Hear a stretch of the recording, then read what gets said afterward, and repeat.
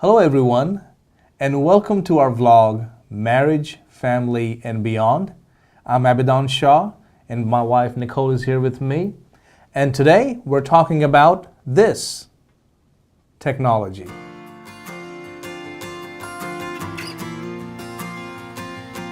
Now we often hear from people who say, I wish we could go back to a time when there were no smartphones and all this technology stuff. Wish we could go back to simpler times. Now here's something we need to remember. We have come down that ramp so far, we cannot back up anymore. It's okay to pine for those days, but those days are not coming back. Technology is here to stay. So the real question is, how do we limit technology and how do we channel it in the right way, in fact, even enhance our marriage? Some time back, we noticed that in our marriage, we were letting technology completely take control.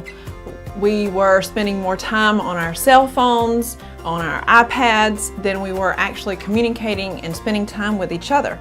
And so finally we decided we need to put some limits on this. Like we would even be out on a date and we would go in, sit down, order the appetizers or whatever, and the next thing we do, we were texting or checking our Facebook status. And actually, it was more you than it was me.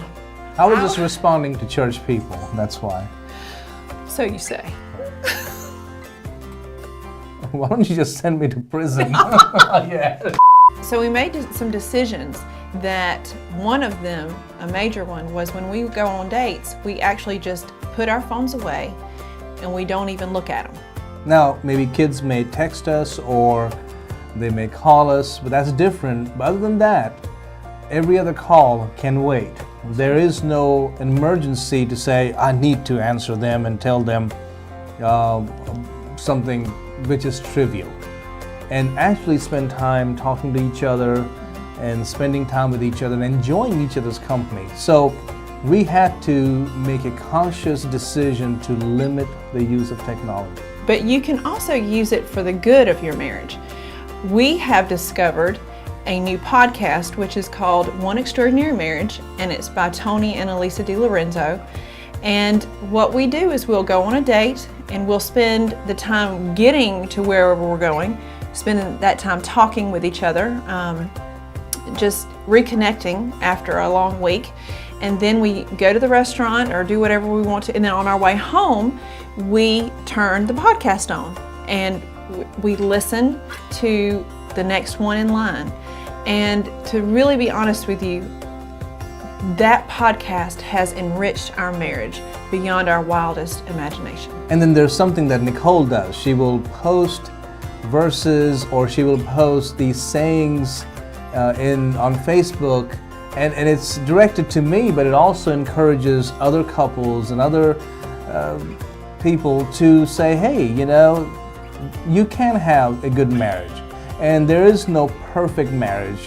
What it takes is a man and a woman coming together and saying, let's try to do things God's way, love each other, life is short, let's do all we can to make each other feel special and glorify God. So technology, yes, it can get in the way, but it can also, if used correctly, it can also enhance your marriage. It did for us. It did, it really did.